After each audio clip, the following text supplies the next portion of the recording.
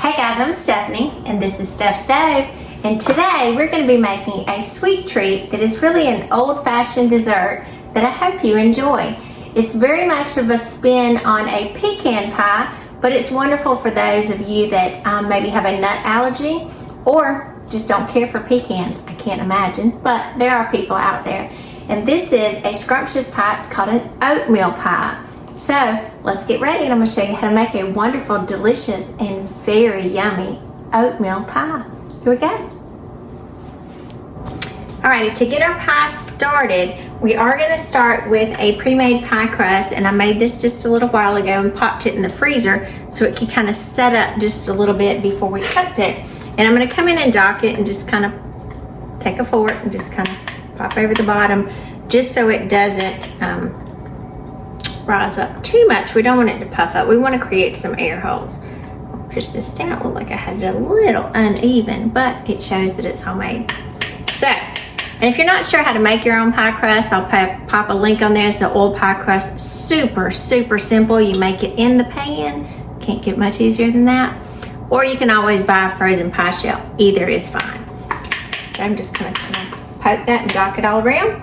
And I'm going to put it on a cookie sheet, and I've lined my cookie sheet with a silicone baking mat just to prevent the pie from moving. It'll kind of keep it stable as when we get ready to take it out, we can put our filling in. So I'm going to put this in the oven. My oven is preheated to 350 degrees, and I'm going to cook this for about 6 or 8 minutes, or just enough time until I get finished with my filling. So let's pop this in the oven.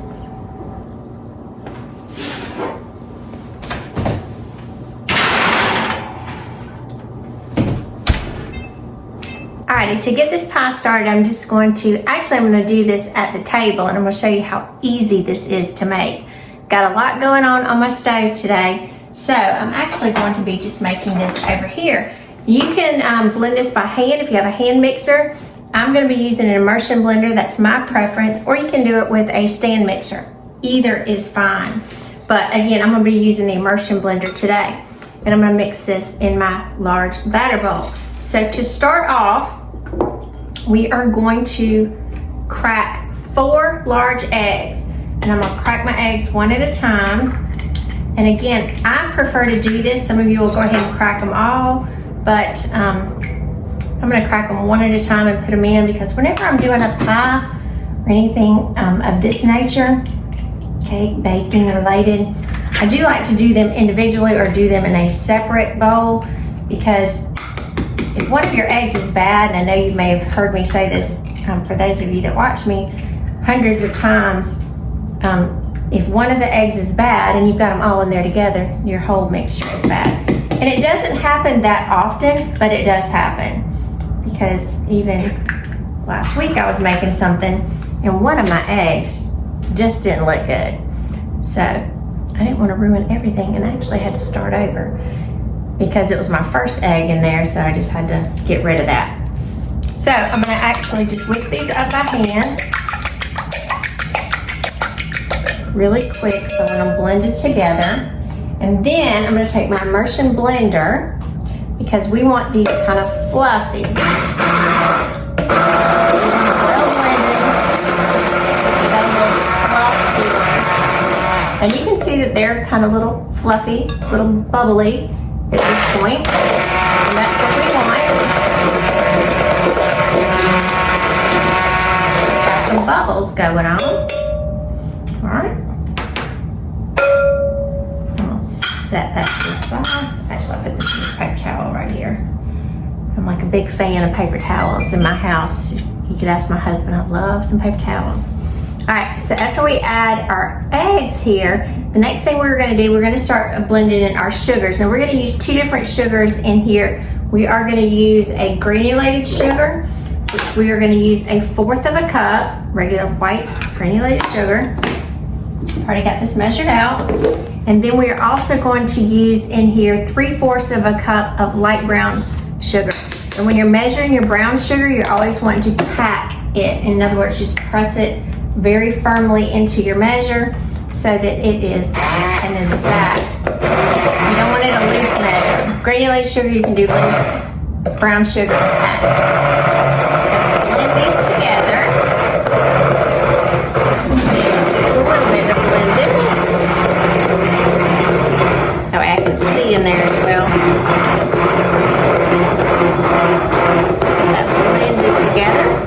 Now, to this, and our pie shell is already cut, I'm going to add, this is 2 tablespoons of all-purpose flour.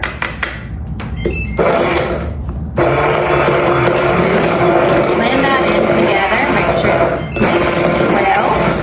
Don't want to see any flour.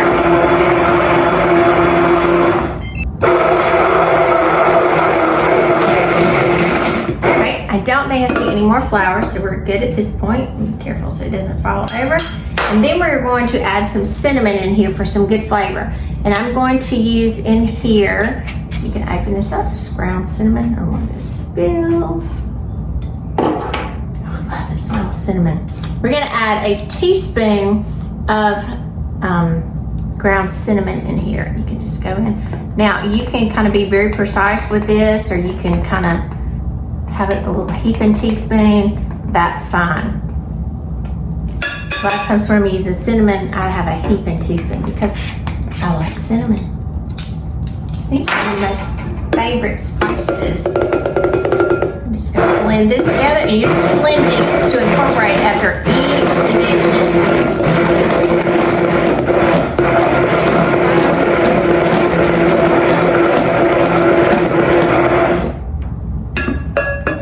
Kind of smells like French toast at this point. So good. All right, so the next we're gonna add some corn syrup. And so if you're thinking about, well, gosh, this does sound like a pecan pie recipe, it very much does. And when you're measuring, I'll say when you're measuring corn syrup, and this is light Karo syrup. Let me get my lid off, this is a new one. You want to be sure, because it's a sticky measure, so you want, don't do this, but I'm gonna do this for my teeth.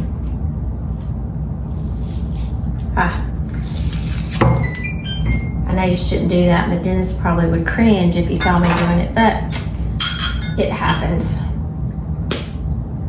I still had to puncture it. These darn little covers, I don't know about you guys, but they make them just so things won't come out, but it seems like they make them adult proof. They're hard as the devil to get into sometimes. I have to pull that little tab back. All right, so I'm gonna pour this out. I'm gonna do 1 cup of here. But again, like I was saying, Karo syrup and things like that are sticky are really hard to get out cleanly. So when you're spraying, or when you're measuring, if you spray your measuring cup first, it will slide out. Now you can say, well, there's a little, measure on here. Yes, there is, but I don't necessarily trust eyeballing it. And I just pour it out, and that way I prefer to trust my measuring cup. Let's see how close I got to their measure. A little less than the measure there. All right, let me turn the oven off because our crust is preheating. I'll be right back. All right, got everything, the pie shell out of the oven. So I'm gonna pour this in for it to come out, and you'll see just how nicely that comes out.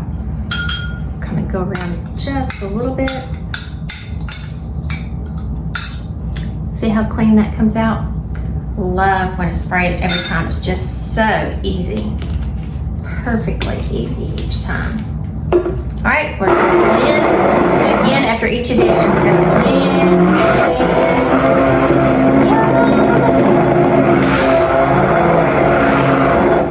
All right, and now we need to add some butter. So I've got, this is 1/4 of a cup or 1/2 of a stick. 1/2 of a stick. 1/4 of a cup, 4 tablespoons of melted butter. I think mine is salted, so.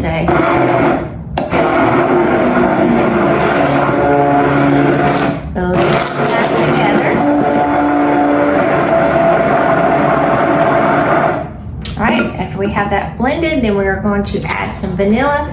We're gonna add 1.5 teaspoons of vanilla. So here is 1 teaspoon and 1/2 vanilla. Put that to the side. Mix again.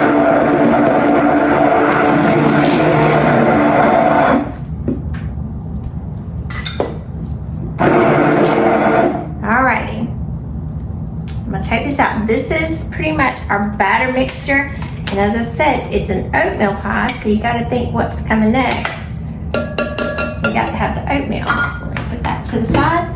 And to this, we are going to add oatmeal to it. Now I'm gonna preface with the oatmeal. This is Quaker oats in here, and this is quick oats. Don't use steel cut oats or anything like that. You need the quick oats so that they're a little softer in texture and that they'll cook up quickly in your pie, because if not, it'll be crunchy and hard. So I'm gonna use 1 cup of quick oats.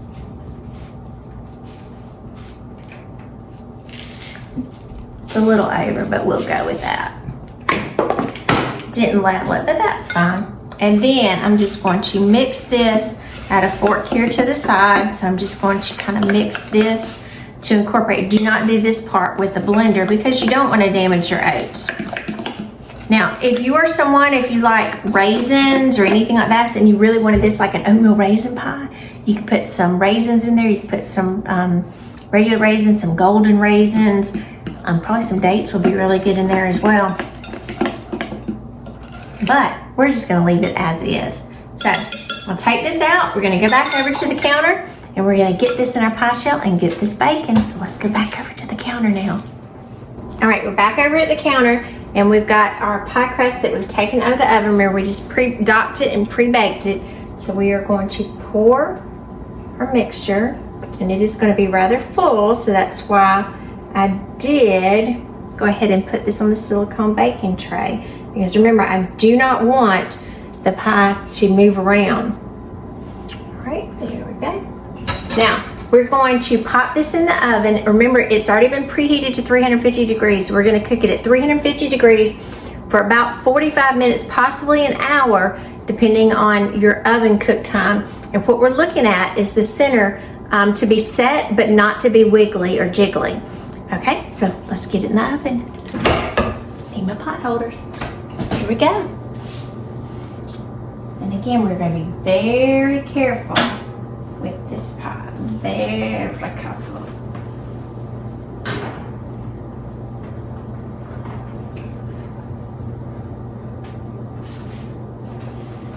All right, there we go. Put our timer in. I'm going to actually start mine for 40 minutes and start checking it then. Now, when you're cooking a pie, remember any kind of pie that would be browning like this, my hair's all a mess.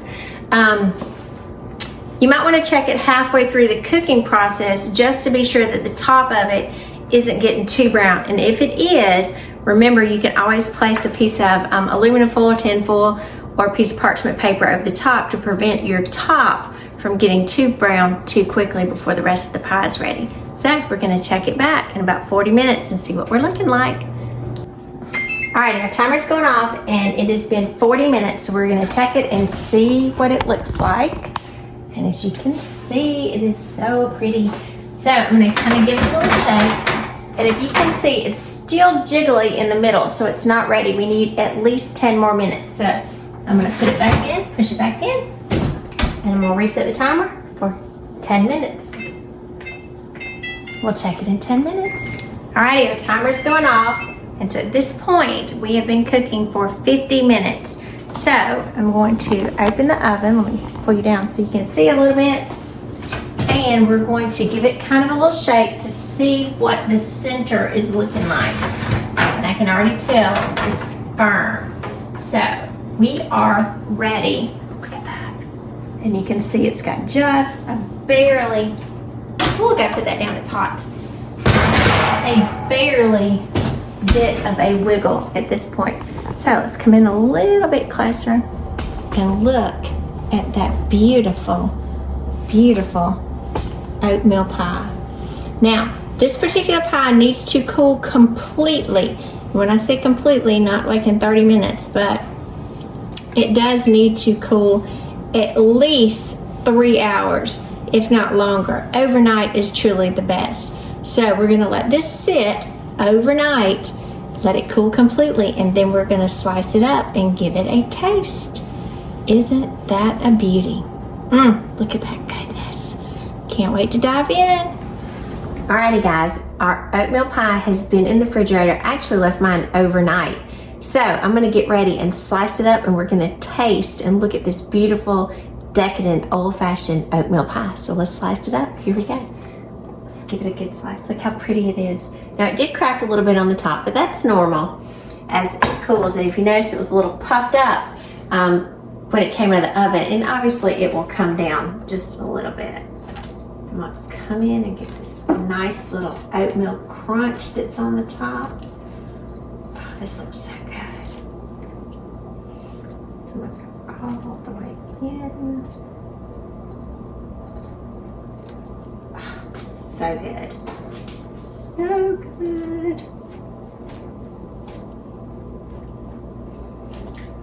Yummy. And again, for those of you that have nut allergies, this is a great option instead of a pecan pie, because you do have a similar filling inside of it.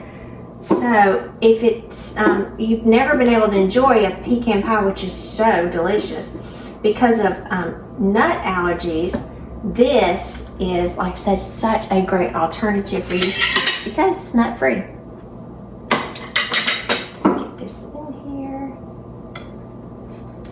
Through the first slice always. Get under my crust. Here we go. Look how pretty that is. Look at that pie. Look how pretty. Looks very similar to a pecan pie, and you see that crunchy good oatmeal edge to it. And now we're going to go in for the best part. Isn't that pretty? Yum. Mmm. Mmm. Mmm. That's about the best way I can describe this. Mmm. It's just so good. That wonderful, gooey, soft center. It's just yummy and sweet. Little cinnamon notes are in it. That oatmeal that makes a crunchy topping. This is definitely a pie you must try. So remember, I'm Stephanie. This is Steph's Stove. Give us a thumbs up.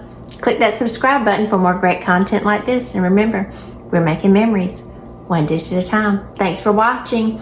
And I do hope you make and enjoy this wonderful old-fashioned oatmeal pie. Have a great day.